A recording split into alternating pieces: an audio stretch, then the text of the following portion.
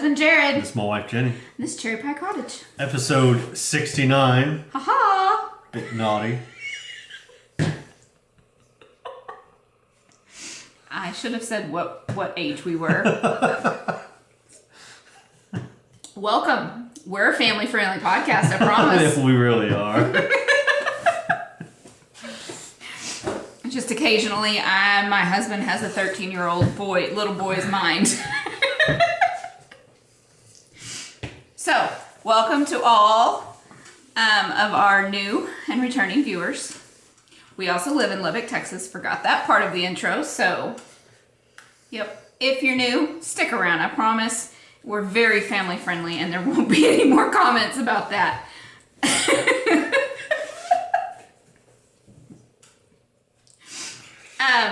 And if you're returning, you probably expected that when we got to this episode. So. But you didn't expect it. No, I should have, though. I'm married to you. I am currently making tassels. And you will see why I'm making tassels when we get to faux party. But for now, what's been going on? Nada. Exactly, because we are boring people, boring. Apparently. Yes. January is usually not super exciting for us anyways. We did go do our taxes. Yes, we did. That was about the high point of our week. Yep, we did taxes and we got a dirt storm yesterday. Ugh. That's how exciting our life is. Like Dust Bowl dirt storm. Yeah, like. It was bad. There was a video at an intersection near our house. You could not see across the intersection. It was that I mean, like, I'm pretty sure that was like a habu. Yeah. Haboob. Or haboob. The habu is a snake. Sorry. Haboob.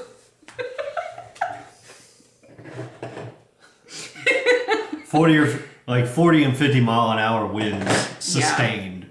Yeah. And we woke up yesterday. Me and the boy were supposed to go hunting, and I woke up yesterday morning and I could hear the wind.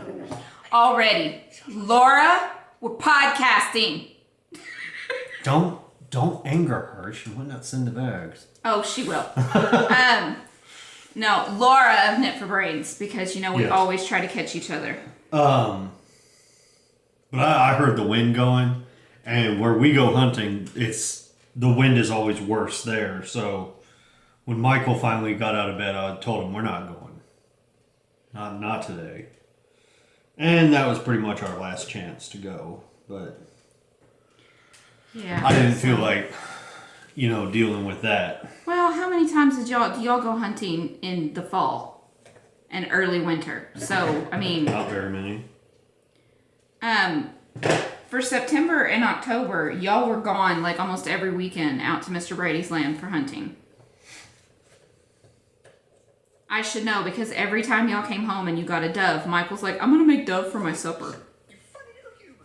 Laura. Sorry, I have to respond. So, but yeah, that was pretty much the highlight of our week was taxes and a dust storm. Yeah, so we're super boring, aren't we? That's why her kids' friends don't like coming and hanging out at our house. We used to be the cool house because when we lived on base, we were like the house to come to in the summer and when it started getting hot because we always had water balloons or sprinkler going or slip and slide or something. Freezy pops or something. Yeah, the kids always loved coming and chalk and that kind of stuff. Back when they were young and easy to please. Now our son's like, I don't understand why we can't just get an Xbox. They're not that expensive. They're not that expensive. Yeah. Really? Yeah. He did say that. So, we also are not in the military, so we're not getting that sweet military pay. Sweet, sweet military pay. When he has to be deployed away from his family for so long, and then he gets extra money because he was deployed, or when we move. So, inconvenience you, so they'll reimburse you with monetarily, basically. Mm-hmm. We're not getting that money anymore. Nope. So, and he just does not seem to grasp that concept. The child. Yes. I grasp it. Yes. Which is why he agrees with me, like, really, son? Did those words really just come out of your mouth? So, and our daughter even looked at him like, really? Did you seriously just say that? So I'm struggling, apparently. I cannot get this to, like, be tight enough for my tassel. So for being pretty boring, apparently we have a lot to say. We did all go get to the eye doctor, like all 4 of us. Mm-hmm. We're still trying to figure out who filled out our son's paperwork. Yeah, that's still kind of a... Because, they put you in the little room and they give you the paperwork to fill out. Mm-hmm. And we, 3 of us had appointments at 9:40, except for the boy, and his was at 10. So we were all in our appointments when he went in. And nobody ever asked us to fill out paperwork for him. No, matter of fact, we were sitting getting our contact fitting, making sure that the new prescription and all of that was still fitting, the trial pair. And his doctor comes out with him and tells us, yeah, he's got enough change that he needs to get new glasses. And then... That was it? Yeah. We were like... Oh. Which we expected that, Yeah. 13-year-old kid. His eyes are going to change along with the rest of him, so... Also, he has 2 parents that, have been in glasses since junior high, so... Junior high? Well, I had him at junior high. At least junior high. 5th grade? What are you talking about? At least junior high. Well, both of our kids had to get them in 5th grade. So, but, yeah, he didn't have much of a chance to have good eyes. No. Or straight teeth, for that matter. That was your fault. You gave him a small mouth. Yeah, well. You gave him big teeth. I did not. You have big teeth. You just don't have a smile big enough. I have a big mouth, and mine was big enough for all of my teeth. You heard it, folks. She said it. She said it, not me. Okay, I don't even have to have my wisdom teeth removed because I have enough room in my mouth for my wisdom teeth. I just had a tooth come in before my baby tooth was ready to come out, and that's why I had to get braces. However, our son's, 2 front teeth are overlapping each other and sticking out. So... this next year, he'll be getting braces. He's not too thrilled about it, but it's better to get them now when he's young because it hurts way less and you adjust better. So, because I had him when I was a teenager and you got him as an adult. Yeah. Like a few years ago, you got yours off. I got him off 2016. Yep. Right when we were leaving the military. Yep. And that's only because we couldn't afford the orthodontic appointments to keep going after I left the military. Well, he said that you were already straight anyways. Yeah, the rest was just picking. It was pretty much done. Now, at this point, it just would have been aesthetics. Yeah. So. But his teeth, he had his eye teeth up here. Yeah. And teeth underneath them. So his was necessary, and so is Michael's. So. But anyways, again, we are almost 10 minutes in and we have yet to talk about anything with yarn. Why would we talk about yarn? Or knitting or... Oh, that's right. That's why we're here. Yeah, we are kind of a knitting podcast. Supposed to be. But you know us. We kind of jump down rabbit holes and... Yeah. All sorts of stuff. But, so our sweater cowl, our yearly sweater cowl just ended. End of the year. We drew prizes 2 weeks ago. Did everybody contact you? Everybody but one. Mommy 3G. What are you doing, Mommy 3G? So if she has not contacted us by next time we record, we'll be redrawing for that prize. You think, or do you think we should give her a little bit more time? I think okay. So she hadn't contacted us by the next episode, which would be about a month. right? Then the episode after that. So we'll give her 2 more episodes. So another month, basically. Okay. That's my opinion. So another cow that we do the sweater one because I love to knit sweaters. I'm kind of sweater obsessed. What? You? No. Right. Until somebody suggests that you knit yourself a sweater and you're like, no, I'm not going to do that. Okay, I mentioned this morning that I need a thicker, like dark gray or black cardigan because I have several, but they're lighter weight. And he was like, I know somebody who could, and then pointed at me in the mirror. Which, yes, would be a great idea, but I don't want to knit a black or a dark charcoal cardigan. So, unless I dye up yarn and can convince one of my other knitter friends to do it for me, I am on the hunt to buy one. So, and I know, but what you don't get is that gray is like my go-to. So, dark gray especially, I wear gray cardigans all the time. So, but back to the cow I was talking about. We normally run our Treat Yourself cow in February. Treat yourself. After the Cozy Up Knits do their M-cow. Well, we were not on the ball this last time and forgot to mention it. So we are moving it to March 1st. So that gives y'all a month to get your yarn together and your projects and all of that, because this one is you knit something for yourself. But the catch is you can't cast on until March 1st. Whips don't count for this one. So we want to give y'all plenty of time to get your yarn and pick out your projects, basically. And as usual, if you use my yarn or Gingersnaps or, you know what, I'm not even going to do that. Just knit something for yourself. And it could be whatever. I don't care if it is even a teeny tiny little mochi. But each project needs mochi. Not mochi like food mochi. Mochi are like stuffies that are like this big. Teeny tiny. Why would you do that? I don't know. There's a lot of people that do. But it can be any size. It can be as big or as small as you want. It has to be for yourself, and you cannot cast it on until March 1st. Whips don't count for this one. Also, you have till March 31st to get all of it in, and each thing that you knit for yourself, put in, you can enter separate. You'll need to enter each object separately. So,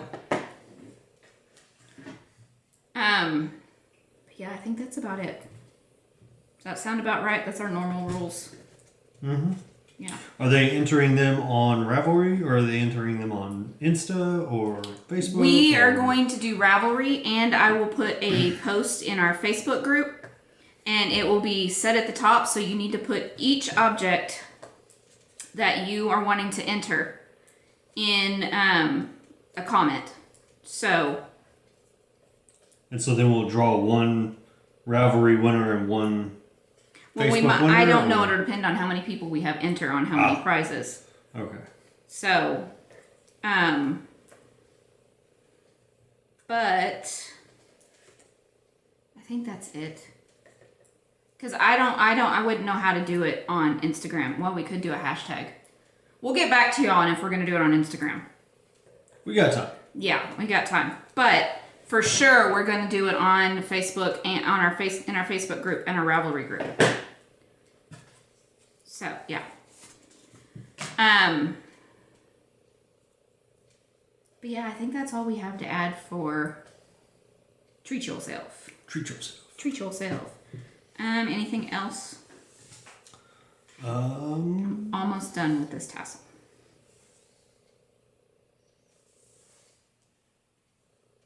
I think so. Well, no, I don't think I have anything else. Anything special at work? No. So this guy Just work. made so much more money this year. Oh, don't even. Don't even, okay? We actually... Really? Okay, this has never happened before. We moved up a tax bracket, y'all. So... Let me... Did I just splash coffee on my socks?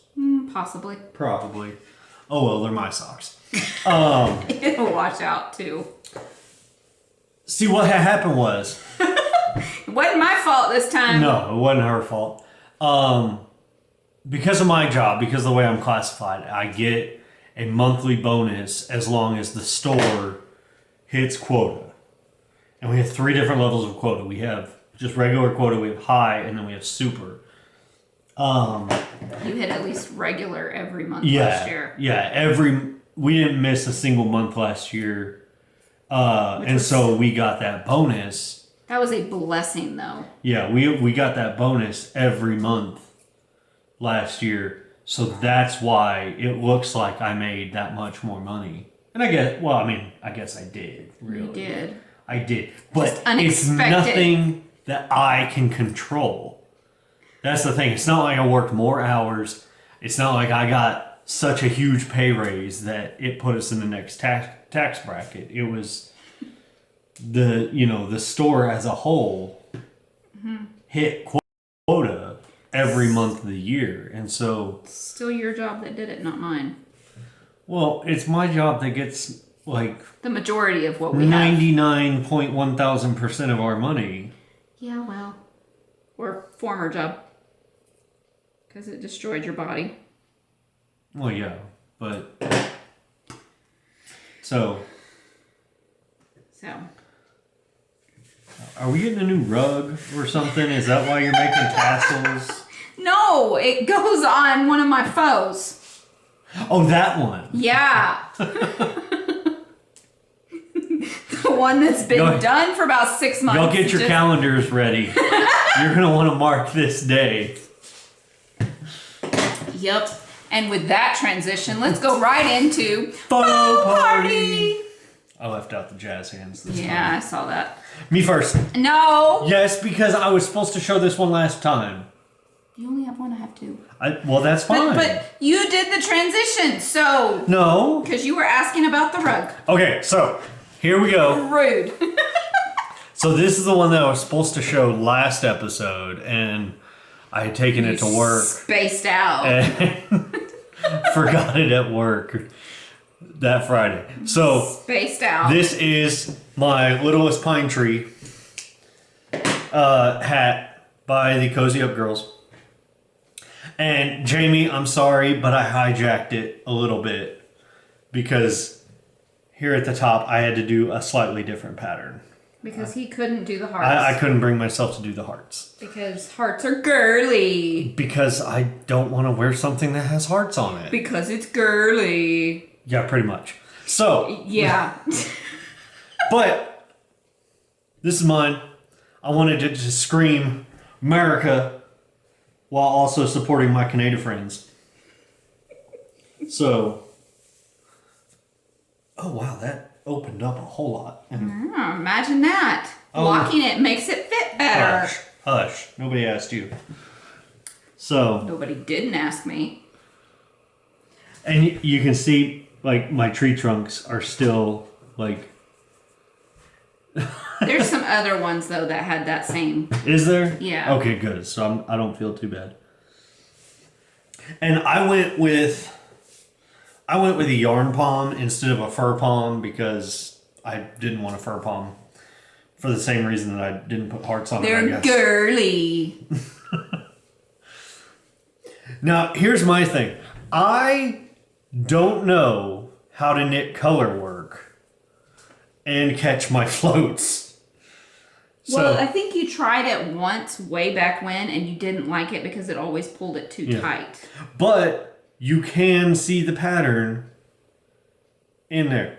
Now, if you want to see what I mean by not catch my floats, let me just rotate around here. Okay.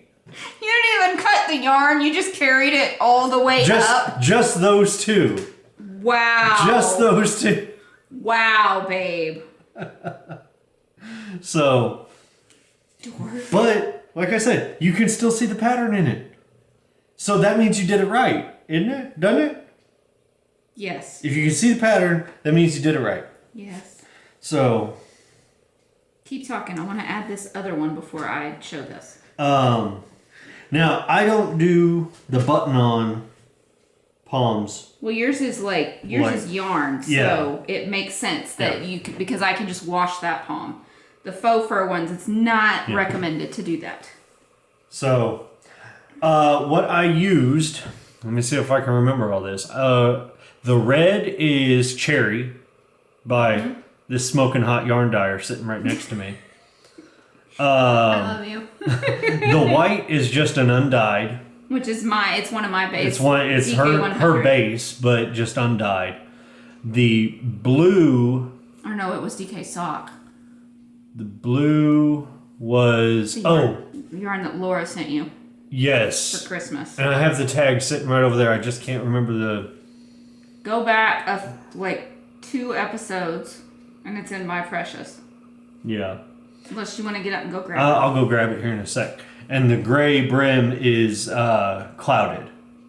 Again, smoking hot dyer sitting next to me. So. You're sweet. But that's my littlest pine tree. So. Woohoo. And I did actually start this with different colors and then frog it. Because he didn't like the colors. Because I thought I would like them. It had green and it had some other colors in there, and it did not come out right. Didn't you say you were going to try to make a cowl that was just 2 colors? I'm thinking about it, either another hat or a cowl that's just monochrome, so black and white, dark blue and white, something like that. What about some gloves with the tree motif on it? We have that pattern. Yeah. It's mitts, but you could do fingers instead of mitts. I'd do mitts. But yeah, there's in the pattern. And it's specifically made to use the leftovers you have. So, now, I do not understand. This is probably the worst jog I have ever seen on a project that I did. I don't understand why it is so far off. That's like 2 rows off. And I don't know why. I don't either, dear. But it's rather upsetting. But that's the back. That's my solution, is I put that on the back of my head. So, and I mean, you can even see it, this little flower thingy right there. So if y'all have any ideas on how to prevent that time. It's supposed to be like a little diamond shape kind of thing like that, but it's not. And I don't know why it did that, but all right. I'm almost done. That's fine. I'm gonna grab that yarn tag real quick. Okay. Just tying the last one on, y'all. And then y'all all can collectively gasp. I'm telling you, when you see it, you're gonna be so shocked. Get your calendars ready. Because I've been saying for months. It was this one, wasn't it? Yeah. No. No? No. No. No. It wasn't the schmutzarella, was it? No. Yes, it was. Was it? Yes. I thought this was the yarn that Laura gave you. And schmutzarella wasn't the one that Laura gave you. You used that on a different project. Just digging around over there. Okay, we're back because he was off like forever digging to find the tag, and he still couldn't find the tag. So I believe it was 2 or 3 episodes ago, and we talked about it in My Precious because he'd gotten it from Laura. So Laura, Knit for Brains, if you see this, can you comment down below what it was? Because we forgot. Not a sponsor. Of all the not sponsors. Yet. Probably never. Probably not. Not with this podcast, no. Okay, are y'all ready? You ready to collectively gasp? I'm telling you. And be shocked? I'm telling you, get ready. Ha ha! It's done. It's sewn up. And the tassels are on. Only 2 years late. It's not 2 years late. It was last year's NCal. I thought that was the 2019 one. No. This is the 2020 one. I finished the 2019 one because I took it to Knit City? yes. Oh. Words. Can't seem to remember them today. Where? Oh, the tassel's like. Okay, there's one. Where's the other one? Oh. It's time for my next color. Where did it go? Did it already come off? What are you looking for? The other tassel. Yeah, it's right there. You're right on it. Oh, okay. Haha.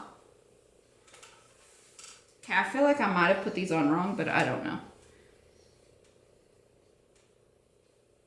I might have put these on wrong. Okay. I don't know. Well, no, I don't think I did. I think I put the shawl on wrong, maybe. Mm-hmm. No, I did it right. Anyways. Anyway. It is my Cozy Up Knits MCal from last year, and it was Up the Creek was the name. So, and the colors... But is it with a paddle? No. Your sniffy snips. Anyways, the colors, the speckly one is Snow Flurries, which was a Christmas color last year, and that's on fingering sock. And then the blue one is a tweed, and it's Teal-tastic. It was a fingering tweed. So, there we go. It is done, y'all. Now everybody go, because I finished this in like March, April. I finished it. You finished knitting the pieces. Yes. Finally sewed it up this last week, and I put the tassels on today. So, there we go. It's done. Haha, I'm gonna throw that over there on the couch. Then, I have another faux.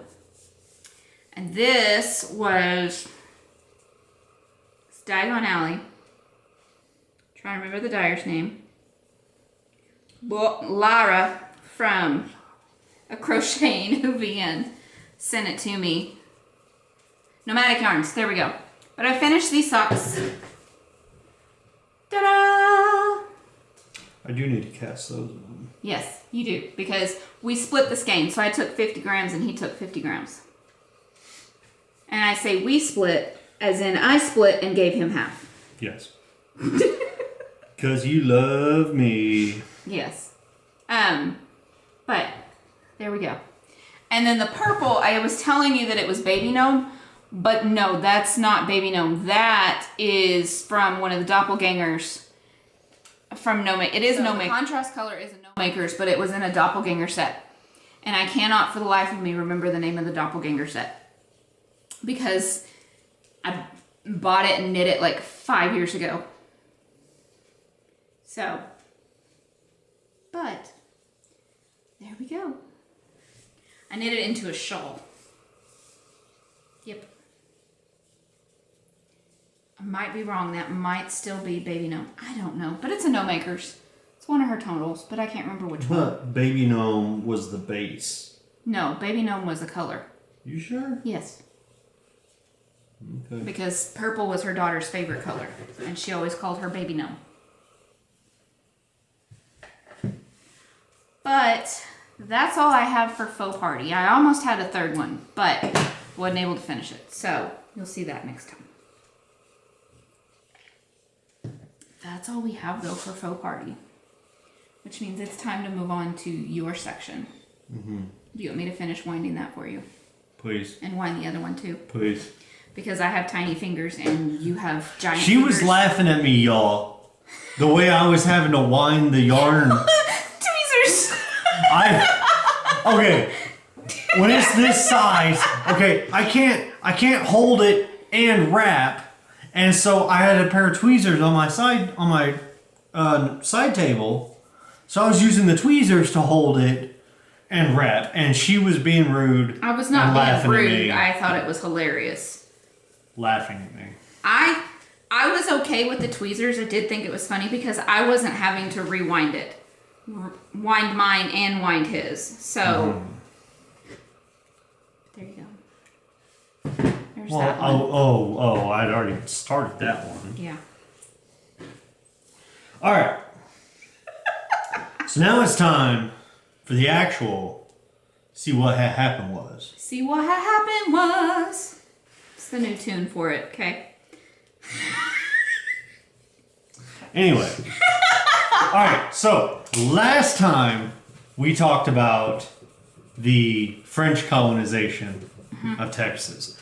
This time we've moved on to the Spanish The colonization. nitty gritty, the one that stayed for the longest. Yes. Okay, so French colonization was only from 1684 to 1689. So they only actually owned Texas for 5 years. They also didn't leave much influence. No. The Very, Spanish. very little influence. The Spanish is like a lot. The Spanish colonized Texas from 1690 till 1821.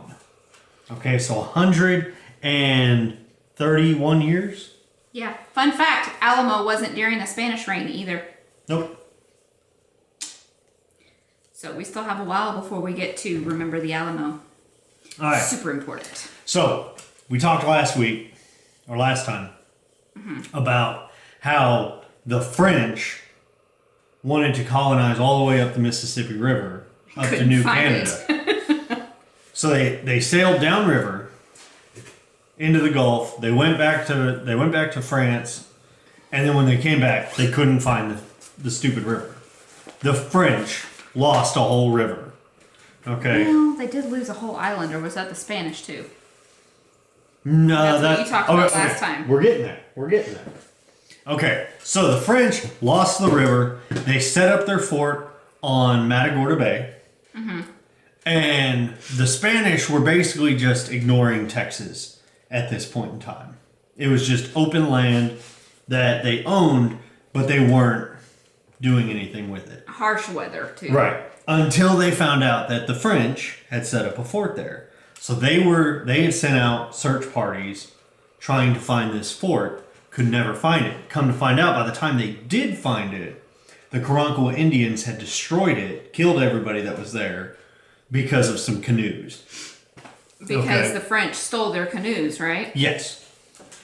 All right, so in their search parties, in their efforts to find this French fort, they actually mapped out and explored a lot of what is Texas.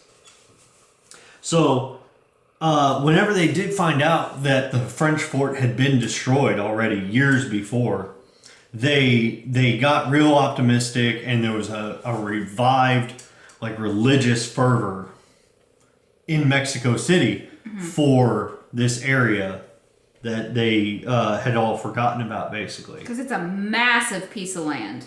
Right. And it wasn't even the original shape we have now either. We used to be go a lot further north. Yeah. What was originally Texas was was the border of Louisiana, basically all the way over to the west coast, and all the way up north to Canada. So that whole area was Texas, basically. Really? Because I don't remember that shape. Yeah. I remember half of New Mexico and half of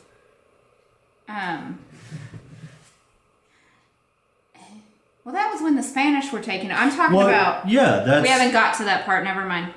That's where we're at, Okay, basically. never mind. I was thinking of the other shape where it got whittled down again. Yeah. So Texas has gradually been whittled down, from when the French had it, from when the Spanish had it, when Mexico had it, and then when the U.S. got it, that's when it basically took its current shape. And after that, we said no more. Right. All right. So Spain, they had learned a great deal. Spain had learned a great deal about Texas geography while searching for Fort St. Louis. And in March 1690, Alonso de Leon led an expedition to establish a mission in East Texas, Mission San Francisco de los Tejas. Okay, so we had San Francisco first. kind of glad we don't have it now. But and that mission was completed near the Hasinai village of. You want to know the name of the village? What? Nabadechis. Sound like something else? Another East Texas town? Nacogdoches. Okay. So they established that fort in near Nabadachis, which was a Hasinai Indian village. Now the Hasinai and the Spanish were friendly. The Spanish were never able to fully convert them to Christianity, but they were friendly until the Apache came into the picture. Yeah, the Apache were not nice. Okay, so understandable at the time, though. well, yeah, at the time, I mean, times being what they were. So after a failed attempt to convince Spanish authorities to reestablish mission in Texas, in 1711, a Franciscan missionary named Francisco Hidalgo, he went to the French governor of Louisiana. So a Spanish priest in New Spain, which was, the Mexico, which was the area of Texas. Yeah. Okay. Most of the southern part of North Right. America with Texas. Right.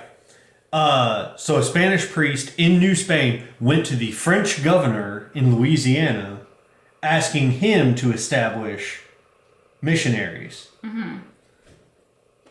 And the French governor sent representatives who ordered the reoccupation of Texas as a buffer between New Spain and French settlements in Louisiana.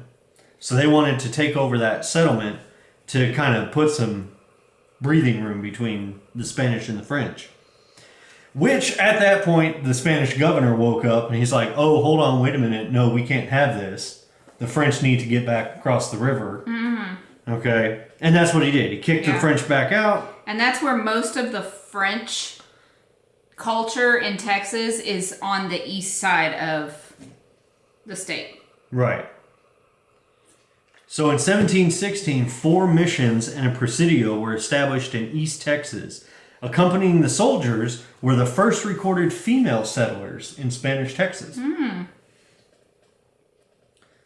And here's a map of Texas in 1718.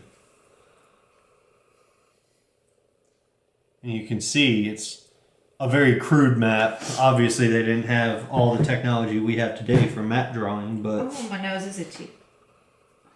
So the new missions were over 400 miles from the nearest Spanish settlement, which was San Juan Bautista. And Texas got a new governor in 1716, which was okay. I can do the Spanish accent, but if I do, it sounds terrible. Which one? Right there. Martín de Alarcón. Hey, that's better. Okay. Because he also likes to say it like super, super white guy. Just to annoy me and Haley. Okay. In case y'all haven't noticed. Super, super white guy. Okay. Well, being raised in Texas, though, I mean, you can't pronounce it perfectly because English is your first language. But living in Texas, you can at least pick up on some of it and say and I it. do. But you choose not to just to annoy me, Haley. Okay, that's on purpose, though. I know. Like the Mexican breakfast sausage. What's that called? Chorizo. Chorizo. See, I can say that. I know. But you like to say it the other way just to irritate. That's what my whole point was. Chorizo. Yeah, you say it like that just to irritate me and Haley. Anyway. Let's see, where was I? Anyway, so once the Spanish took it back from the French and they established their missions and their presidios and all that jazz. The Alamo was one of them, right? Or was that by the Mexicans? That was by the Mexicans because it wasn't until we're only up to 1718. Okay. Okay, and they just settled along the San Antonio River, And within the next week, the settlers built Mission San Antonio de Valero, okay, not the Alamo, No. and a Presidio, and chartered the municipality of San Antonio de Bejar, now San Antonio, Texas. So in 1718 is when San Antonio was established. So Bayar, any guesses how that's spelled? Ooh, that's a fun one. I know, right? Yeah. Yeah. I didn't even know that, like, until I was in high school. Yeah. Any guesses? Why don't you tell them how it's spelled? Bexar. And it's pronounced Bayar. Yep. Still the county of San Antonio. Yep. Bexar County. So once they settled it and reestablished it as a Spanish colony, then they basically washed their hands of it and then ignored it for another 20 years. Okay. Of course. Yeah, because that makes sense. Mm-hmm. All right, so getting back to the Apache that we mentioned earlier. Yes. Okay. And those were the ones that made settlers scared. Those Yeah, particular Native Americans. The Apache, the Comanche, and the Cherokee. And we had, No, not the Cherokee. The Cherokee were actually the nice ones. Mm-hmm. But the Apache and the Comanche were the ones you did not want to encounter on the open plains. We had both of those in Texas, right? Yes. Yeah. Okay, so like I was saying, the Spanish were unable to fully Christianize the Hasinai Indian tribe. Mm-hmm. But understandable. But they were friendly with them until the Apache came into the picture. Now, the Apache, the Hasinai and the Lipan Apache, and I'm not sure if I'm pronouncing Lipan all right, but Lipan Apache were like mortal enemies. They hated each other. And so the Apache, because the Spanish were friendly with the Hasinai, the Apache were attacking the Spanish as well. Understandable. Friend of my enemy is my enemy. Right. So a temporary peace was finally negotiated with the Apache in 1749. And at the request of the Indians, a mission was established along the San Saba River northwest of San Antonio. Now the Apaches didn't like the mission, but the fact that the Spaniards now appeared to be friends with the Apache, it made the Hasinai Indians mad. Yep. Who were their friend? The Spanish and the Hasinai. So it's like, you know, being a teenage girl of being in one group of friends and then you go with their enemy. Just does not work. Okay, you lost me on that one. Basically, it was the Spaniards were walking a really fine line between the Indians. On one side you have the Hasinai, on the other side you have the Apache. And you take one step in either direction to try to improve relations with that tribe, and you're going to anger the other side. But the Apache were more mean than the Hasinai. Right. Were more dangerous, I should say. Okay. So the Apaches, like I said, they didn't like the mission, but since the Spaniards were being friends with them, it angered the Apache. It angered the Apache enemies, primarily the Comanche, the Tonkawa, and the Hasinai tribes. So the Comanche, Tonkawa, and Hasinai all destroyed the mission. They all came together and said, no, you're being too friendly with the Apache over here. Because the Apaches were all enemies of the other three. Right. Okay, so in 1762, France finally gave up their claim to Texas by giving up all of Louisiana west of the Mississippi River to Spain. Okay, so after the Louisiana Purchase and everything, they're giving up everything west of the Mississippi at this point. They're giving it to Spain as part of the treaty to end the 7 Years' War. And Spain didn't see a need to continue to maintain settlements near French outposts and ordered the closure of one of their fort mission things. I'm not exactly sure what it was. Making San Antonio the new provincial capital. Wish it would have stayed like that. Yeah. But then San Antonio would just be Austin today. yeah. I mean, if you think about it. Not really, because a lot of our history's in San Antonio. We don't have much history in Austin. True. That's true, too. But Austin is the capital because Stephen F. Austin. Right. So, the residents of Los Ades, which was the mission that was closed down, they were relocated in 1773, and after several attempts to settle in other parts of the province, the residents returned to East Texas without authorization, and they founded Nacogdoches.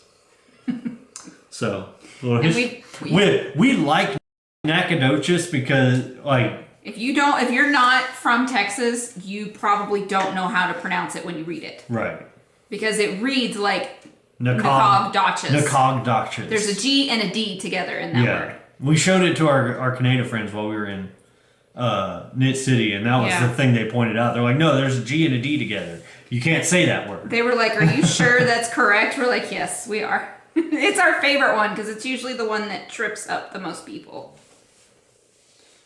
All right, so the Comanche, who, if you remember, they attacked the fort and destroyed it because the Spaniards were being friendly with the Apache. They agreed to a peace treaty in 1785, and they were willing to fight the enemies of their new friends, and so they went and attacked the Karankawa Indians, who killed all the French way back when. Yeah. Okay. And that's what ended up, they ended up killing a lot of the Karankawa and pushing the rest down into Mexico. Excuse me. And they also helped the Spaniards. Spaniards and the Spaniards, all in one Spaniards word. and the Spanish. Yeah. So the Spaniards, they helped them fight a large battle against the Mescalero and the Lipan Apaches at Soledad Creek, west of San Antonio. The Apaches were defeated, like hands down, and the majority of the raids stopped. By the end of the 18th century, only a small number of the remaining hunting and gathering tribes within Texas had not been Christianized. Okay, so by 1800, most Indians in Texas were now Christians, or at least their tribes were. Where they said they were to keep the peace. Yeah. So in 1799, Spain actually gave Louisiana back to France in like a political move in order to gain a throne in Italy. Not really. European politics had to be a marriage match. It had to have been. It had to have been. Yeah. But Spain and France make a deal for the throne of Italy, which it was their daughter married a Spanish prince. But how does that get them the an Italian throne? Because the daughter was in line for the Italian throne. So that means that they were the king and queen of Italy and Spain. See, this is why all royals are werewolves. No. Okay. I get it because I like that kind of stuff. I like to listen to that kind of stuff. There's a podcast to listen to called Noble Blood. Look, if you're in one of these European countries, I mean no disrespect to you. He just doesn't get it because that's not our history. Your royals, that part of your history or your present, depending on which European country you're in. It's kind of like when you're like with America, we're friends with other countries, we're allies, but we usually send them jets. No. They would send a child. I get that. Yeah. What I don't get is how country A and country B come together to rule country D. Okay? They skipped C and went straight to D. That's the part. I think what it might have been is like two sons, one from France and one from Spain, were after the same princess. So France gave up their okay, see now that kind of makes sense. They gave up their chance. They would back off trying to get the Italian princess. Right. Because they got land back. If that's what happened, that somewhat makes sense. But they were still probably related and whatever. Okay. So that agreement was signed on October 1st, 1800, but it did not go into effect until 1802. Don't know why. It doesn't say. Took that long to get back? Yes. So 1799, Spain gave Louisiana back. 1803, I'm guessing, Napoleon sold Louisiana to the U.S. And a very raw deal at that. Okay. Like, he sold it for so cheap to us. Okay. So, the original agreement between Spain and France had not explicitly specified the borders of Louisiana either. So, in one document, the borders of Louisiana extended all the way to the Pacific Ocean, with the Rio Grande as its southern border. Mm-hmm. But in another document, it only went as far as Natchitoches, and it did not even include the Illinois Territory. So Texas, again, became kind of that buffer zone between Spain and France. Yeah. Because the Louisiana Purchase did go all the way up to Canada. Yeah. That whole line of along, states. yeah. I mean, it's like a perfect line of states. The ones that run along the Mississippi. Yeah. The line of states that looks like a chef, if you look at it. The east side of the Mississippi, not the west side. Right? No, the west side of the Mississippi. But that would have been Texas. We're on the west side of the Mississippi. Right, but Louisiana's between us and the Mississippi. Okay. So yeah, Thomas Jefferson actually claimed that Louisiana went all the way to, not all the way to the Pacific, but all the way to the Rocky Mountains. And Which is Colorado. Right, Colorado, Utah, Wyoming. If you're in Canada, Alberta. That's where the Rocky Mountains are. Yeah. And yes, we do have Rocky Mountains in America. Yeah. Whereas Spain said that Louisiana only extended as far as Natchitoches and that it did not include the Illinois Territory. The disagreement would continue until the signing of the 1819 Adams-Onis Treaty. So from 1803 all the way to 1819, they were fighting over what was actually Louisiana. Like what part of the continent was Louisiana. Mm-hmm.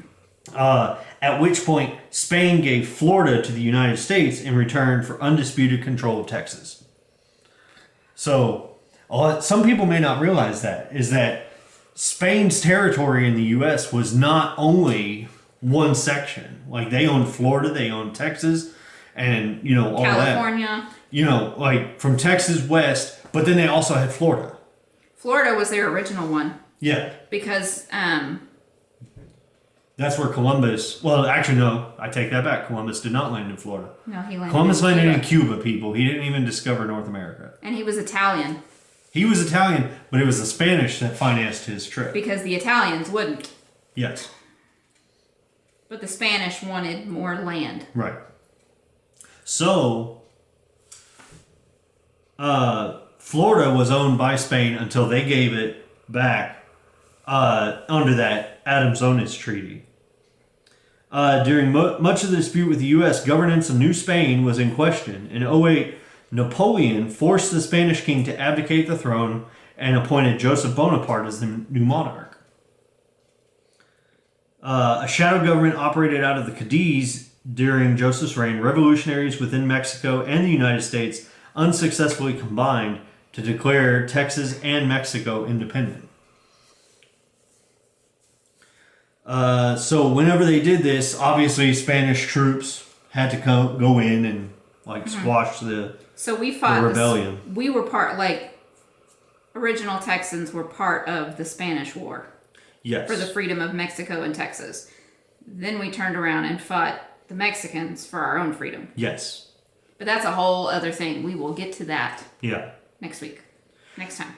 So in all of that takes us all the way up to what did I say? 1808, 1821. This is when it finally normalized, when Augustin de Iturbide, again, probably just butchered that name, but he launched a drive for Mexican independence. Texas became a part of the newly independent nation without a shot being fired, ending the period of Spanish Texas. And then the legacy of Spain in Texas is huge. Yeah. Okay. Everywhere. In order, it goes the U.S., Spain, Germany, as far as like the countries that have influence here in Texas. I was going to say Spain, Mexico, then Germany. Well, Spain/Mexico, because really Spain and Mexico are very interchangeable. Because at the time that Mexico was over Texas, it was. Because they were essentially the same people. They just didn't want the ruling class. Spanish control of Texas was followed immediately by Mexican control of Texas. And so it's difficult to separate the two sometimes. Yeah. Because when Mexico became independent from Spain, they didn't like change up their entire culture from it. They kept the same culture and just they were no longer Spaniards, they were Mexicans. And so that those two cultures are very interchangeable. Yeah. Or at least again they were. For their influence over Texas because of how close. Right.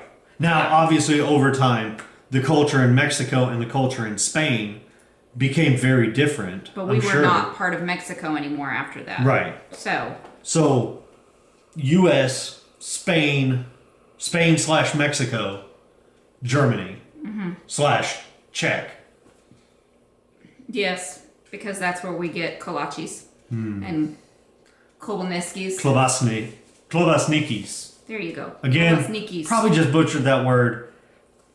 Super white guy. Okay, don't know. But, oh my goodness, amazing, both of them. And for those of you who don't know the difference, klobasnikis, or klobasnikis, however the crud you pronounce it, those are the ones with meat. Those are what we call, most Texans just call Everybody kolaches. calls them kolaches. And the ones with fruit in them are the actual kolaches. So we use kolache interchangeably with meat and fruit. Do you want it sweet or savory, basically? Yeah, basically.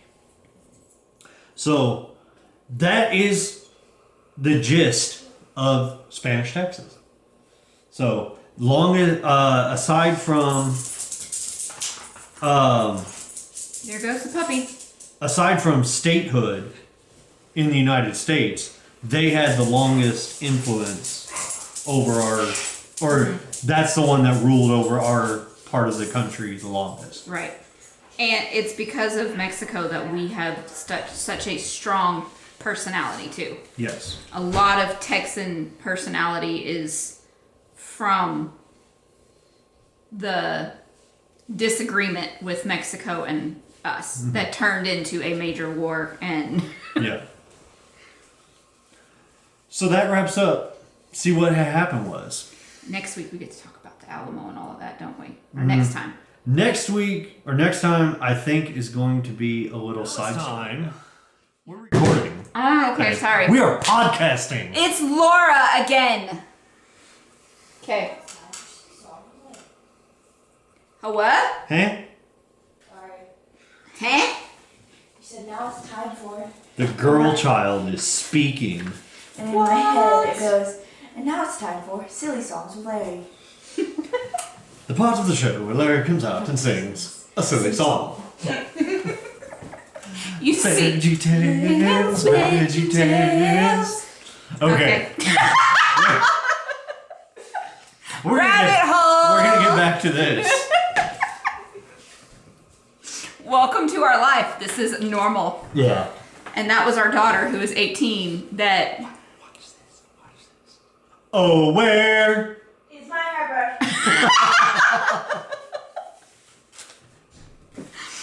Barbara. I ate The bunny. The bunny. Oh, I ate the bunny. We watched a lot of VeggieTales when they were younger. Oh, yeah. Pizza. What are you talking about when they were younger? I was watching VeggieTales in high school. Yeah, it's true. We're into VeggieTales because of your mom, so yeah. Oh, I know. Yeah. My mother-in-law bought every single DVD of VeggieTales. Every one of them. We are the pirates. We are the pirates who don't do anything. Okay. We just stay at home and lie around. Okay. We still haven't been to Boston in the fall. You know that, right? Yeah, I know. Okay. Quarantine. All right. Okay, moving on from VeggieTales. We have show notes here, people. We Yes. really do. Yes. Sorry. So, our daughter interrupted us, and it always turns into a sing-song when she's around. Yes. If me and her are both together, both of us can just start singing. Okay, you and Michael. And y'all have to do it movies. at like the highest pitch possible. We're girls, and I sing soprano, so I can't do alto. It hurts my voice. Okay, isn't there one that's like higher than soprano? Yes, Like but I don't- castrato or I don't something? know, but I don't sing that. No, that's my aunt. I don't know.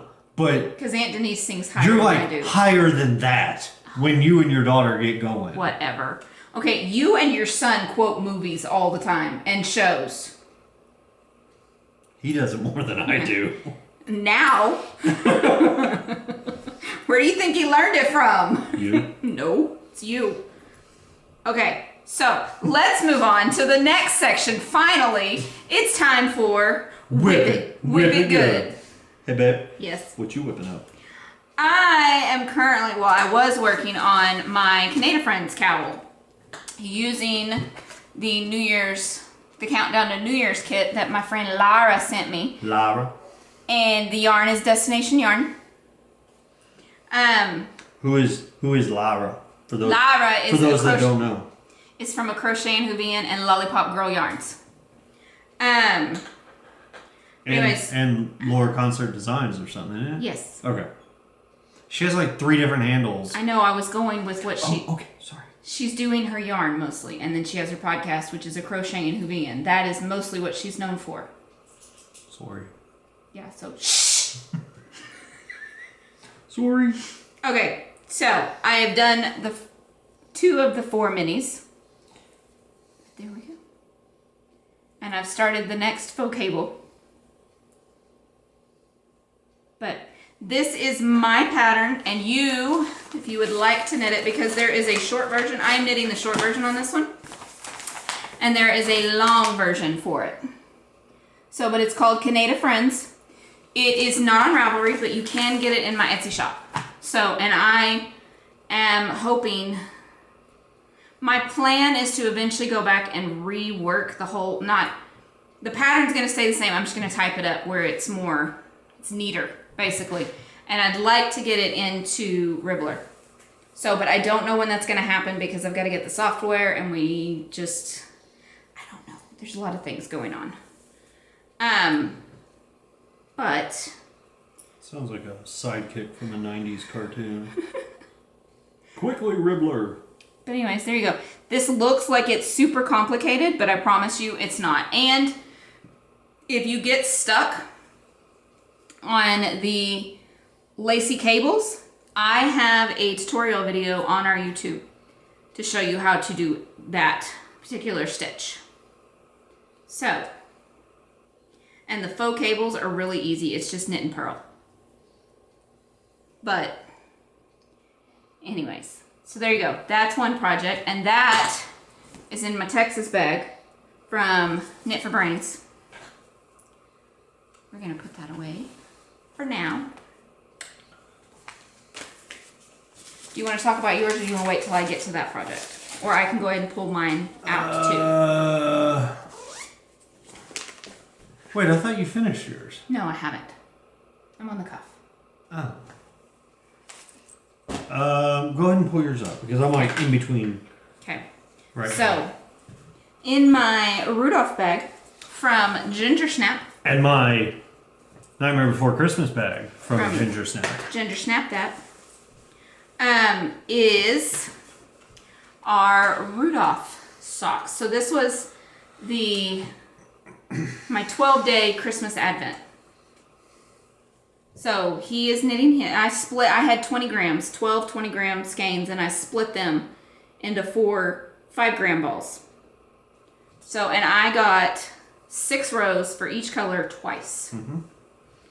And I have this much yarn left over from one set of the 5 grams. So total for my 10 grams, I had this much left over. He's got less because She's doing boring plain socks. I don't do. I'm doing, of course, Maybe baby socks. Yeah, and I don't do patterned socks because they will never get knit. But I am on the cuff for mine. And I'm just using a Knit Picks for my contrast. Yeah. But I have the heel in. And he's using Clouded. I'm using Clouded for my heels, toes, and cuffs. I'm sorry, I will let you talk about your project. Yes. So, I'm doing the same thing. 6 rows of each color twice. I did mess up right up in this area, and one of them got one too many or one too few, something like that. So right there is a little bit messed up, but nobody will know. Except y'all, because I told you. So we have gotten 2 full pairs. We'll get 2 full pairs of socks with contrast, heels, toes, and cuffs out of 12 20-gram minis with leftovers. And let me see yours. Mine are. She's already on the cuff. Okay, I am here. Yeah. So I still have all of this to knit. But they're gonna be so tall, babe. You're gonna love them. Okay, you see where my heel landed versus her heel. Well, you see how much his row gauge is bigger than mine. Yeah, but I'm also using. What needles are you using? I'm using zeros. You have 2s. Yeah, you're on 0. I'm on 2. Both 64 stitch count though. Yeah, 64 stitches on a 2. So. But he is a tight knitter, so he needs to go up more than I do. Yeah. So he could do a size 1, but he would have to do more stitches. So this is just the perfect gauge for him of a size 2, 64 stitches for fingering weight. And he doesn't do a lot of fingering weight. No. And I've done my other stripy Advent socks from Cozy Knitter. Mm-hmm. I did those just plain. Just knit. But it was like a stripe a day. But I didn't. They're too loose. Really, they're kind of floppy on my foot, and I don't like that. And that's why I like the pattern because it's like ribbon, but it's more interesting for you. Yeah, it scrunches it, and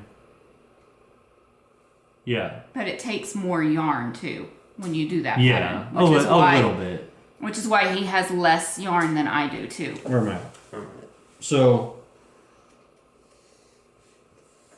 That's what I'm up to, but I've still got 1, 2, how many more colors after Bomble? Or what's after Bomble? Charlie in the Box, Spotted Elephant, Dolly, 1, 2, Moon 3, Racer, 4, Santa Claus, 5, Miss Santa Claus. 6. So I've still got 6 colors to go. Yeah. These socks are gonna be huge. And then Sam the Snowman, but you'll like them because you won't ever have skin showing underneath your pants. Here's the thing, by this point, I'm already done. He's just like, okay, I've got to be done. That high above the heel, I'm like, okay, that's perfect. I'll go ahead and put my cuff in. Or you're just done knitting. Yeah, I'm like, okay, I'm done. But this one you keep changing colors, so it's keeping you interested to keep knitting them. Because you want to get the second full repeat. I do need to go in and tighten up all my color changes. Are you going to go in and actually weave in all the ends, or are you going to double knot them like I do? I think I'm just going to double knot them because that's a lot of ends to weave in. Y'all want to see my ends? That's a lot of ends. Because I don't weave in my ends when I do my make your own stripes. So what it is I double and triple knot the 2 ends and then just trim them. Because when they're like this, and once you wear them and wash them, they end up felting together, and it doesn't really bother my foot. So you don't really feel them. They're just short enough that they won't go between your toes and stuff. I do weave in the ends down here, where the toes and the first color is. I weave in all of those in, and I weave in the heels. I also will weave in up here in the cuff, simply because I don't want the string to poke out. Yeah. See, but you do your color changes differently than I do. When you start knitting a new color, you only knit with that new color, don't you? Yeah. See, I carry the old color in 3 stitches. Just to make sure that it holds it. And yeah, I don't. Can't be bothered. Yeah. Oh, Yeah, that's It the looked old like it color. was sticking out the back. No, that's the old color. Yeah, I can't be bothered because I love to knit the make your own stripe so much, and I do a lot of them. Mm-hmm. And I hate weaving in ends. See, here's the other difference between our socks, is the toe. Yeah, because he does that little pearl bump on the outside on purpose. I leave the row of pearl bumps on the outside, so that way it's not sitting there just rubbing against my toes. Yeah, and mine is also rounded. He likes a more square toe. I like a square toe. And I like the rounded It fits toe. in my boot better. You gotta wear square-toed socks for square-toed boots. No, I don't like the way the square toe is on my foot. I don't like the fill. Mm-hmm. I like the and I use seam-free rounded toe. We both do fish lips kiss heel. Yep. One You of were these- gonna do an afterthought heel, weren't you? Yeah, but I wasn't brave enough. I don't know if I'd be brave enough either, so... Because if I do an afterthought heel, it's not going to be put in waste yarn.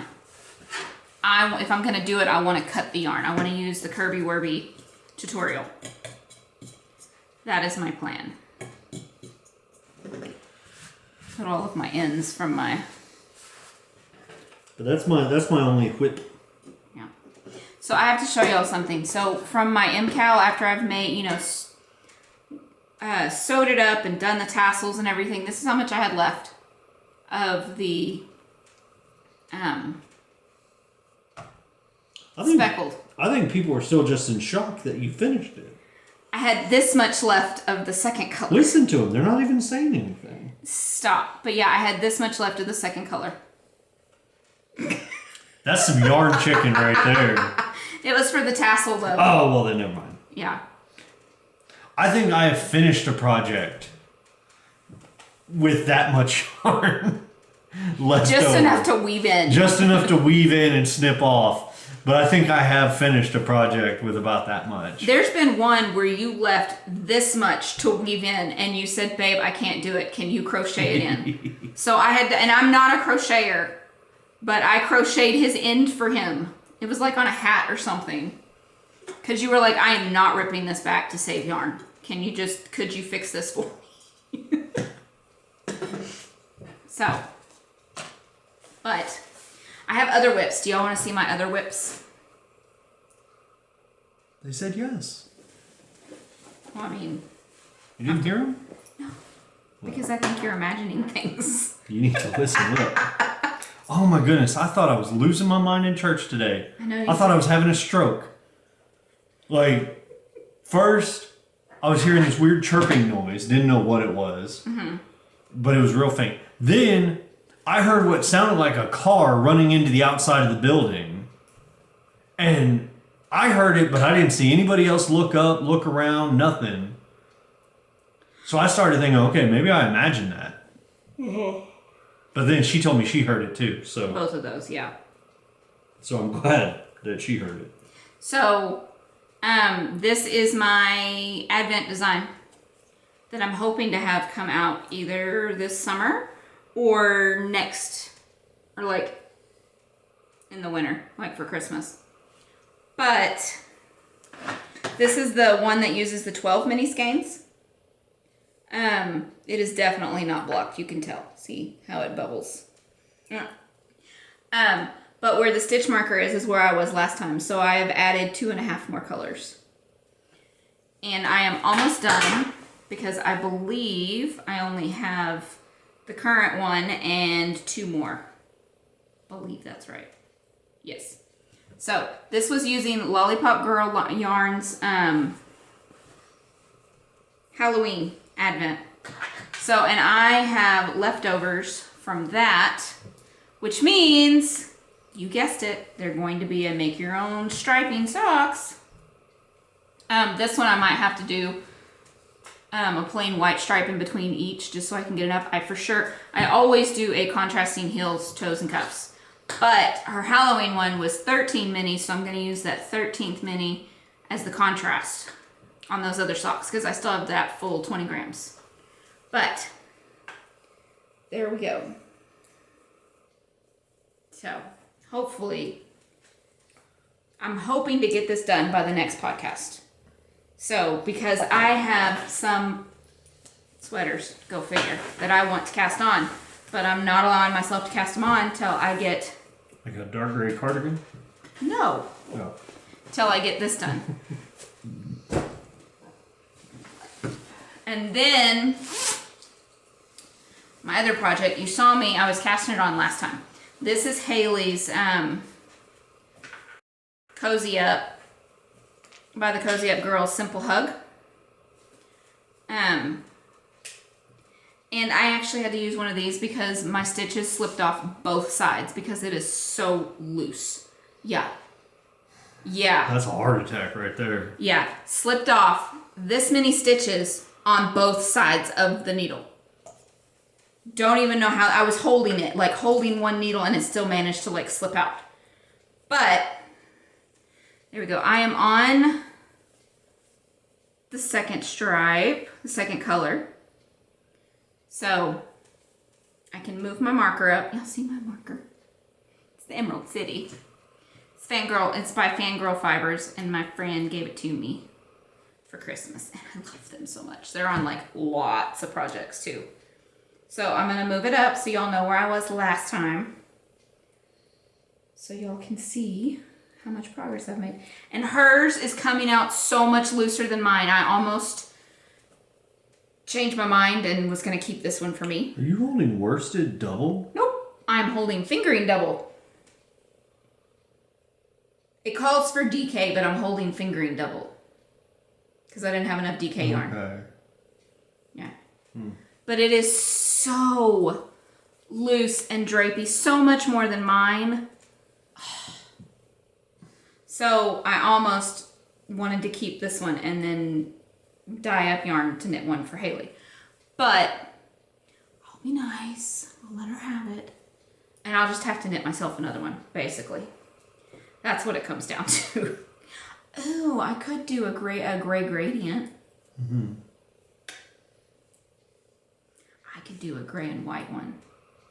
Mm-hmm. Striped. I like that idea. Anyways, so those colors that I have, one is just a gray it's a unicorn. I don't have it in the shop, but it is my yarn. Then this first color right here is Monkey's Blues. That one's no longer in the shop, sorry. And then the next one is Gingersnap, and it is Fiction?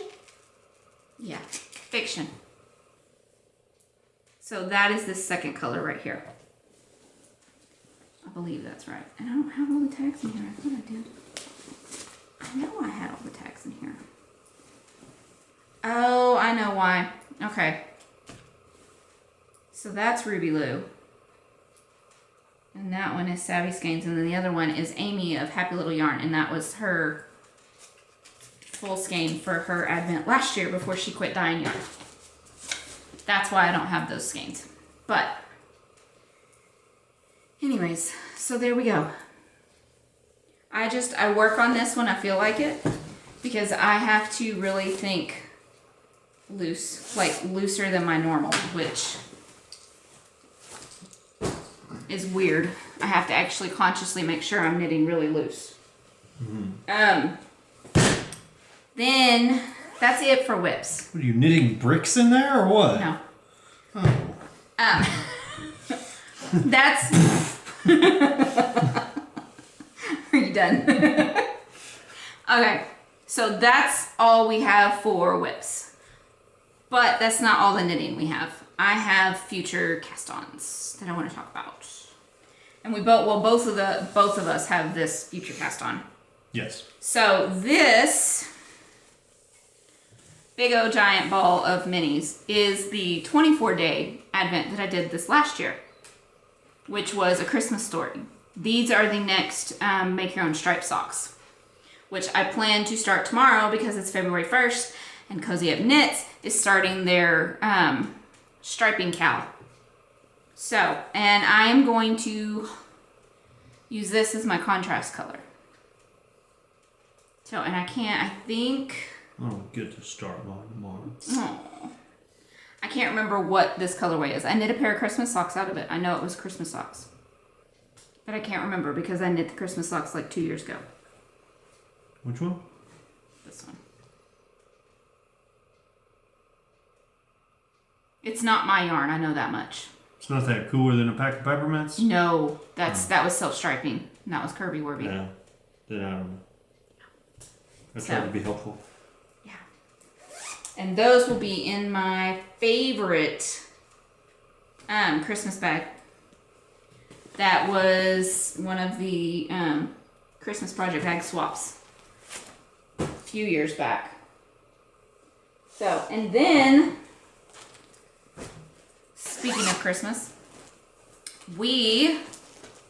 in my Wizard of Oz bag, that was made special for me by my friend, and I love it so much, I'm going to knit a Weekender Light, but it's going to be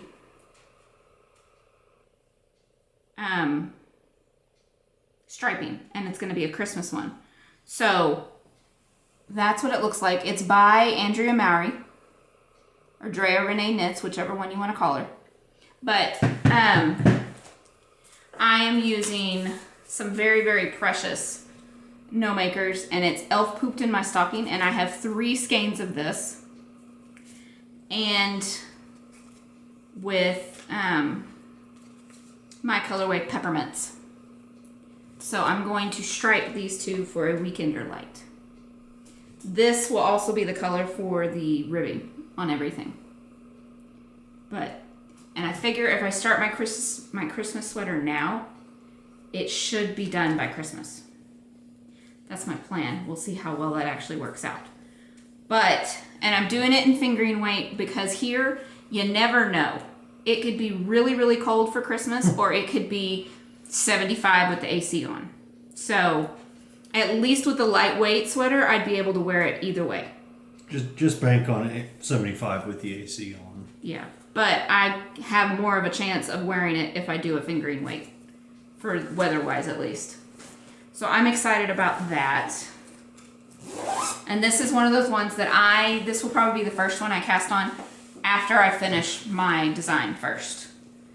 That I'm not allowing myself to cast this on until I finish. That almost did not make it over the camera. It's on the floor, isn't it? It is. Yeah. Our love seat is like right behind the camera. So then the other sweater I want to cast on is also by Andrea Mowry, and I took a picture of it and forgot to get the name. So give me a sec. Where'd it go? Pink Velvet. That's what it is. So it's that one. And it's a fingering weight one too.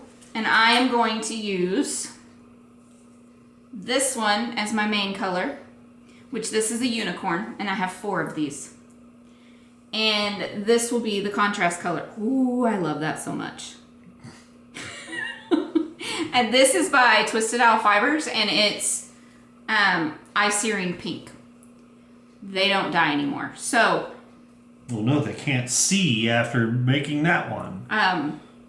they don't dye yarn anymore. But, so sorry y'all can't make this one. Y'all can't copy me. I mean, like, anybody would really want to copy me. I'm not that special. But, so I'm excited. I have 2 sweaters. But there's some things I have to finish up. Like my design. Well, that hit the back of the love seat and then bounced off and it's on the floor now.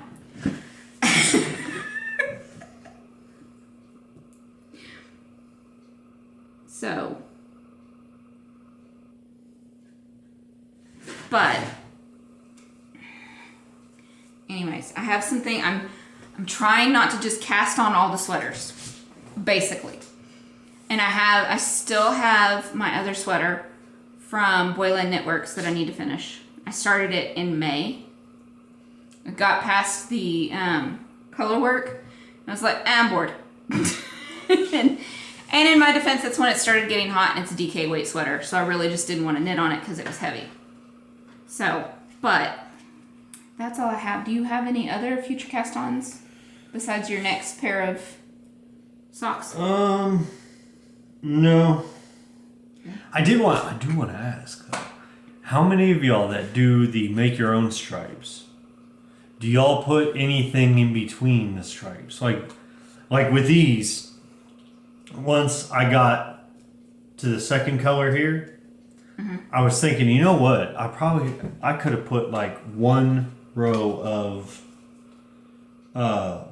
just clouded, the contrast color in between, just to kind of break it up a little more. Kind of like what I do with my No Makers one, where I do a stripe of the white in between each color.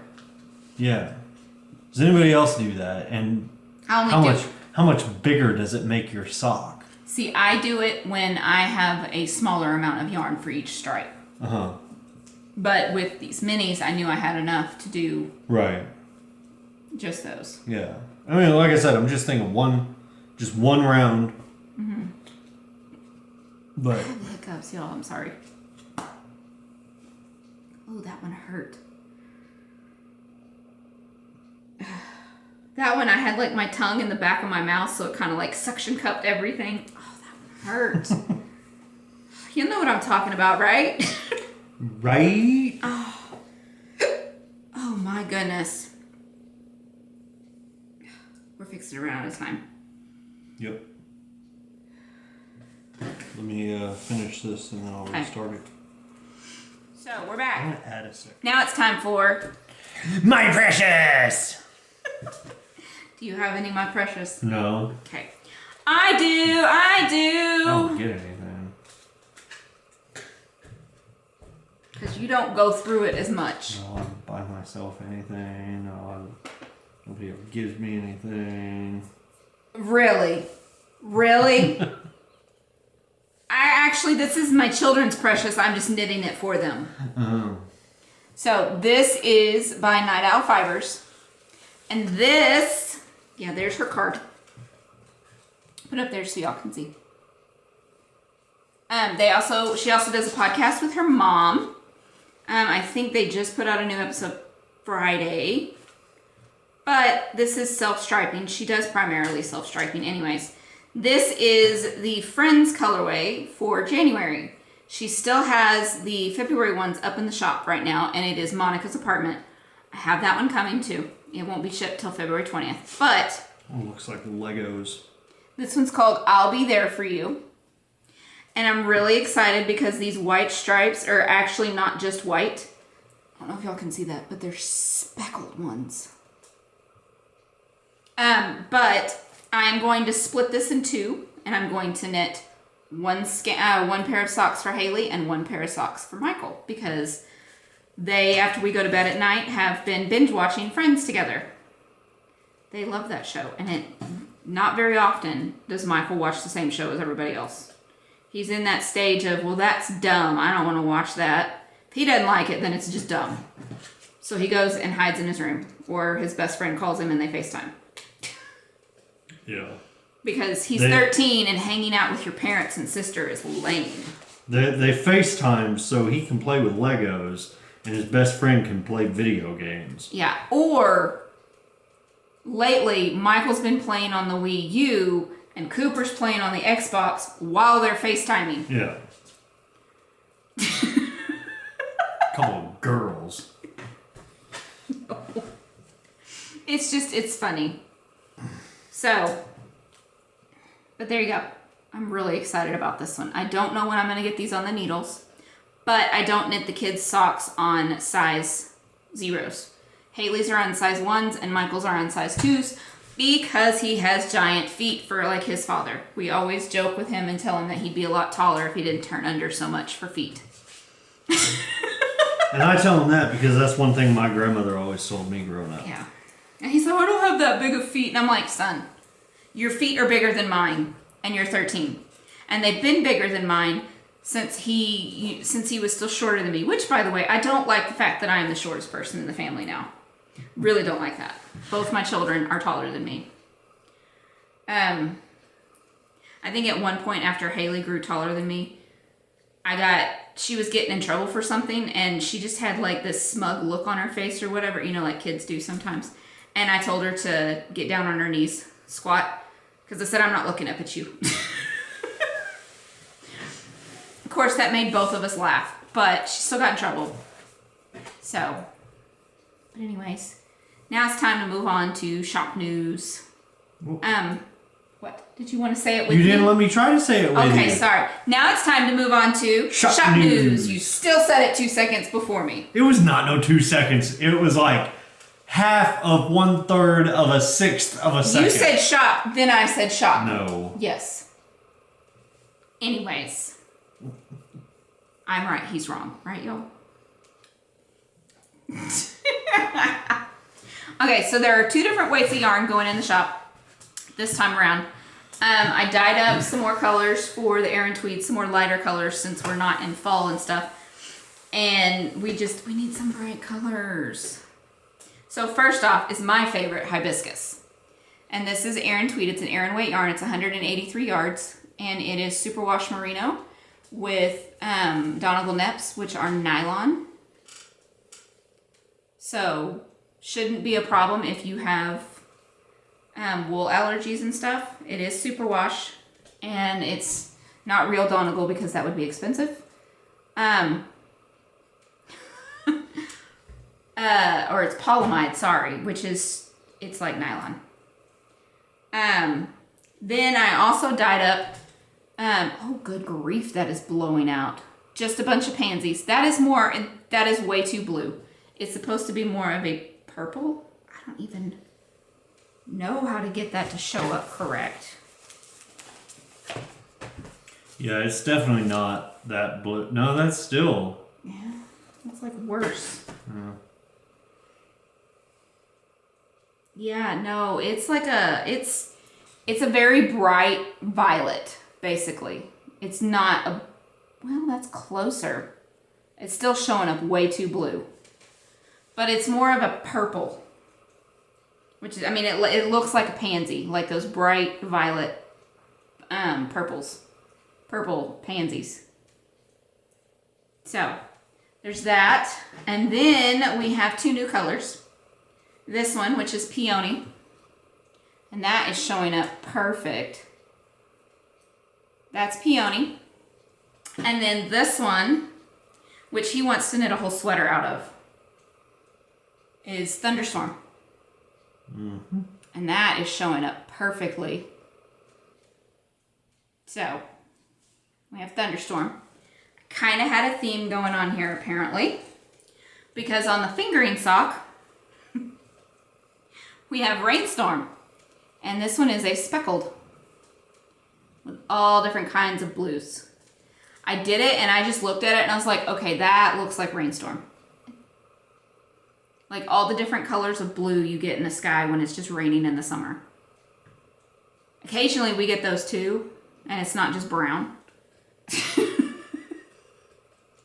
But so, thunderstorm, rainstorm. Then, because peony and pansies,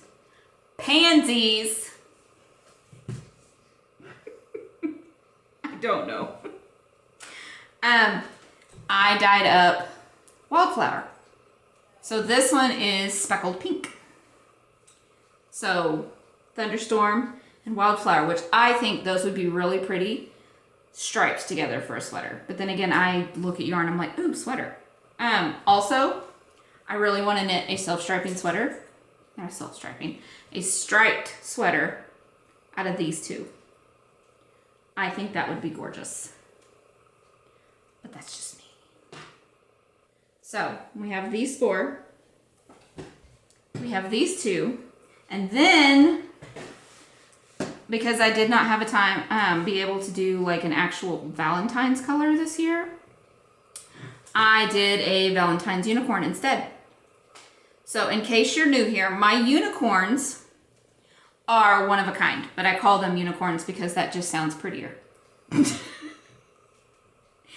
And unicorns are one of a kind. So, but there will be 3 of these in the shop. I dyed 4, and I love them so much I kept 1 for myself. So, which I don't do that very often. I usually put all the unicorns in the shop. So, Valentine unicorn is in the shop. There are only 3 of them, and once they're gone because I won't be redyeing them, basically. I can't because they're not repeatable.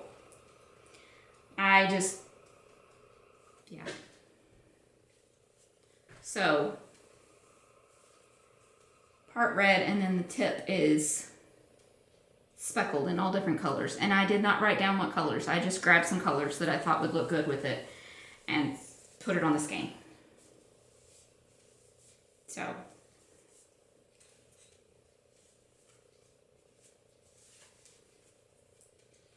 and since I knew that they were going to be non-repeatable, I had to keep one for myself. But in other shop news, if you would like sweater quantities, message me, please. I do sweater quantities, but the only problem is that right now my minimum needs to be 4 skeins for a custom dye. That's the minimum. They can be different colorways. You can get 4 skeins that are all different colorways. That's fine, but it needs to be a minimum of 4 skeins right now. Simply because I'm having to build back up my yarn supply, so I don't have all of the bases in stock right now. Because of the yarn shortage this summer. So currently, I love to do custom dyes. I want to help y'all. I want to give y'all the yarn you want, but currently right now I can only do custom dyes with a 4 skein minimum. So I'm hoping eventually to get back to where I can just do custom dyes for single skeins too. The other thing that will be in this update is the Wizard of Oz set collection is coming back. There will be 2 listings, one for the minis, and that will be all 6 colors in the collection. And then the other one, let me pull up the picture. The other one is the, hold on y'all, I gotta go back. Gotta go back and find it. Where did it go? Haha. It's only on fingering sock, but you can order those single skeins. Or you can order all 6, but the listing is set up for 1 skein at a time. But there you go. So you'll have to go in and order 1 skein and put the color down, because I haven't been able, I don't know if it's possible if I can set it up where you can order all 6 and then go in and pick each 6 colors. So, but yeah. So you have, starting from this side, you have flying, let me turn it this way.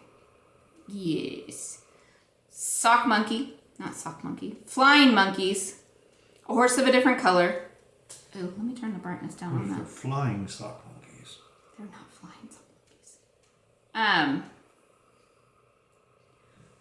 A horse of a different color, over the rainbow, Lullaby League, I do believe in spooks, and it's a twista. It's a twister. A twister.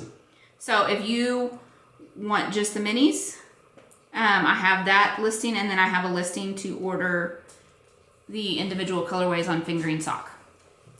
And that listing will stay up for quite a while.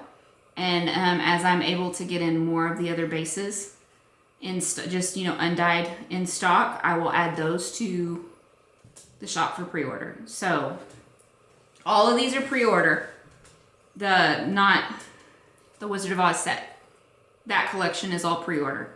It will take anywhere from 3 to 6 weeks once you place your order. I try to get it out sooner, but sometimes things happen, and the post office has, like all carriers, are like having slower shipping periods. So, but yeah, can you think of anything else I should say? I don't need to say where's my shop, because that came across. I know. I'm not going to say that. Okay. All of my patterns, except for the hat ones, because those are free, the hat ones are on Ravelry under CherryPieCottage Designs. And then my shawl and my cowl are on Etsy. So, and then I'm hoping to get some other patterns up soon, is the plan. But I have to get them all typed up and out to testers and all of that. Yeah. So it's my Wholly on Purpose shawl and my Canadian friends. Canada friends. Canada friends. So here is our beautiful daughter holding my Wholly on Purpose shawl. And this one uses a full skein and 2 minis. And then I showed you the Canada Friends one.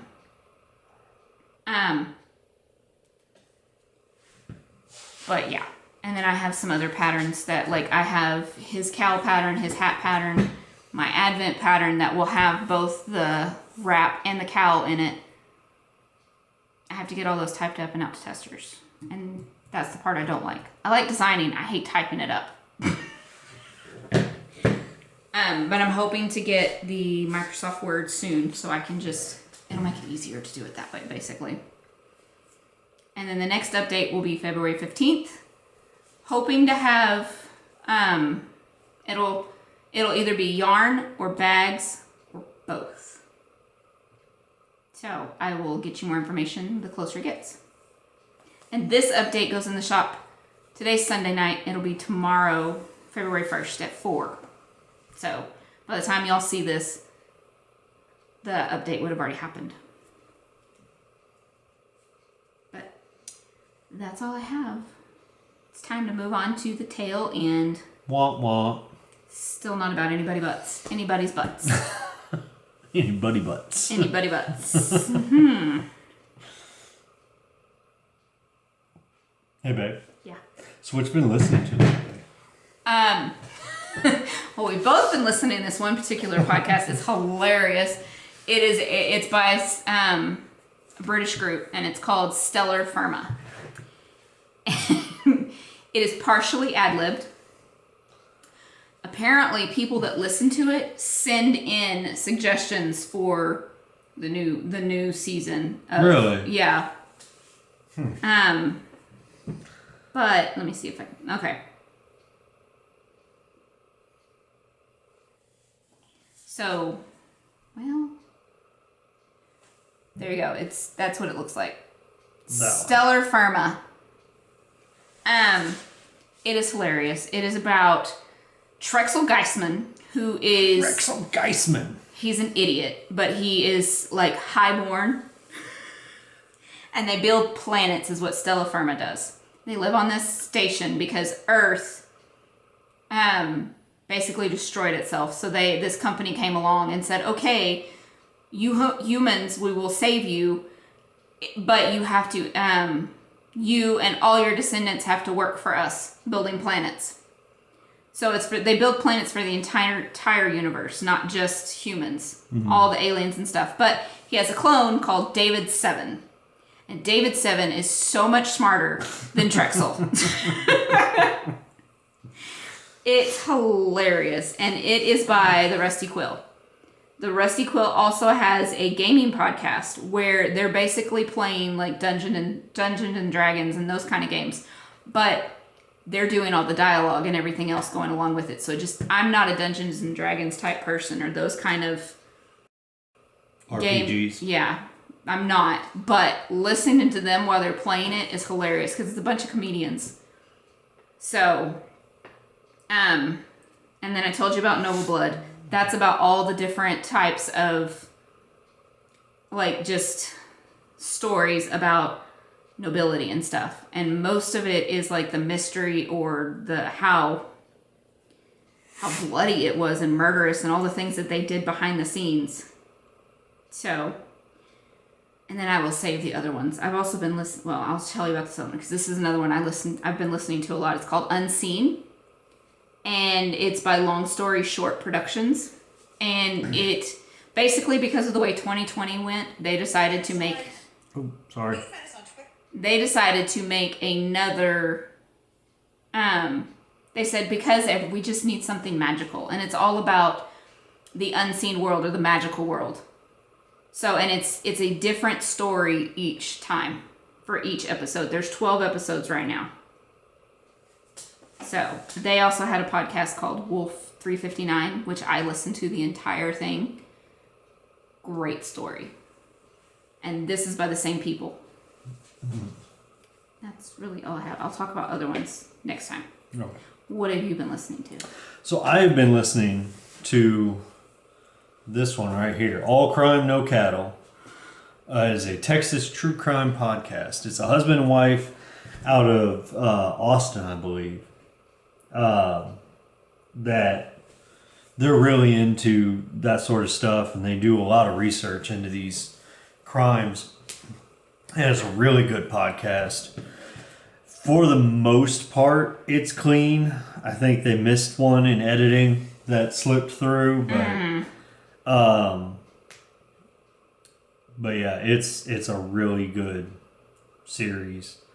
The one that I just finished listening to was the Truck Stop Killer back in the 80s and 90s, I believe. And I mean, they did one that was back in 1910, one that was in 2007. I mean, they're all over the map, but he's really into murder. Dang it. Sorry. I didn't mean to start it. He's really into murder mysteries, I guess, or like whodunit. Yeah. Well, I mean, and it's not really history. a whodunit. It's not really a whodunit. It's who done it from the beginning. Yeah, but it's murder and history all in one. There's that one, and then there's also Wise About Texas. Which I listened to that one too. I'm the one that showed you that one, Yeah. right? Yeah, you showed me that one. This one, Wise About Texas, he is he's a judge here in Texas, down around Houston. And he just goes into Texas history.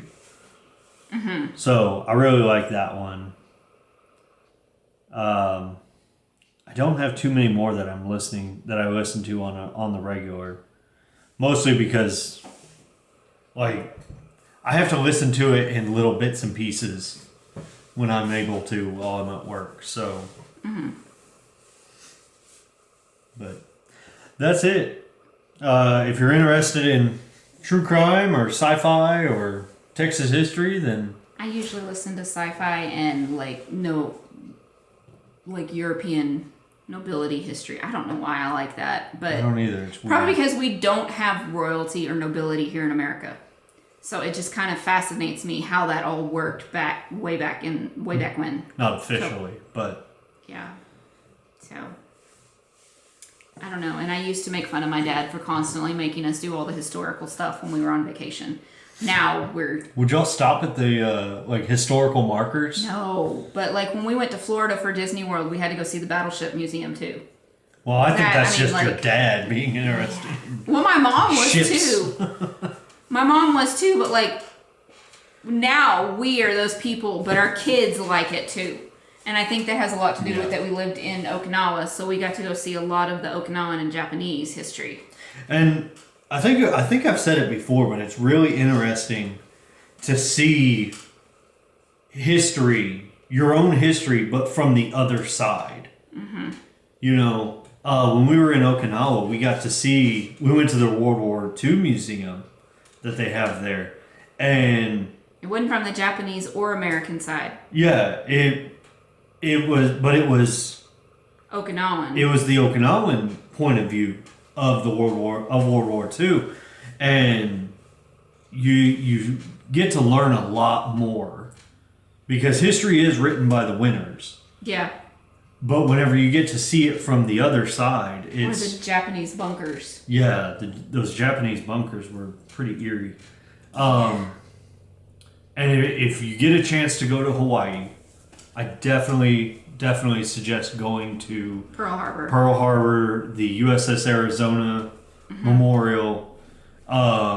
We got to do that when we went to Hawaii. Watch the video that they have there. They got a little theater on the island, and you go in, and it's just this short, maybe like 30-minute video. But it was filmed during the attack. Yeah. I mean, like filmed.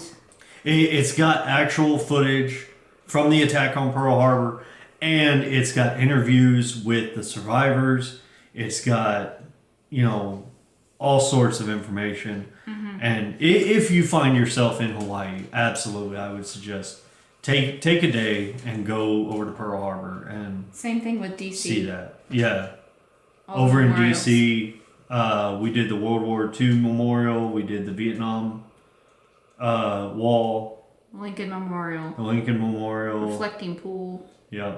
Basically the National Mall right there. Yeah, we had like one day, so we weren't able to do everything. We also went to the Smithsonian because I had to see Judy Garland's ruby slippers from Wizard. And I wanted to see the coins. Yeah.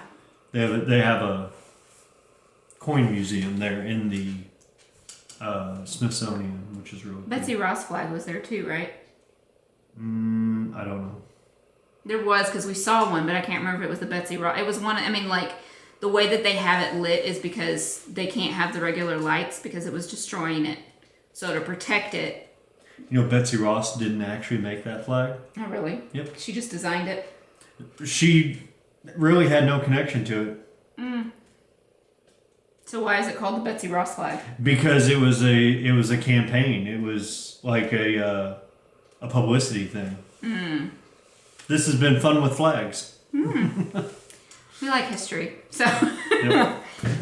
we find it fascinating, and it's super important to learn your history because without learning history, it repeats itself. Yep. The good and the bad. Yep. So we, with our children, the two most important subjects are reading and language arts and history, because to us those are the two most important, because you need your language so that way you can be understood and get your point out there better. Yeah. And be able to understand the world around you better. History, everybody needs to know their history, basically. So, and sometimes it can be boring, but there are ways to make it interesting. Yep. And our daughter is one of those ones that likes to go and find the most obscure bits of history and tell us all about it. So. Not just history, just facts. Facts. A lot of it has to do with history, though. Yeah. Anyways, I think that's all we have for the tail end. So. We got 4 minutes, so let's wrap this okay. up. So on Facebook and Ravelry, we have groups. They are both called CherryPieCottage. Please go and join it. Facebook, you will probably get more interaction with us than you would on Ravelry. Ravelry, you can just go and join whatever. Facebook, you've got to answer the 2 questions correctly or you cannot be in the group. Sorry, protection thing. It is a private group, but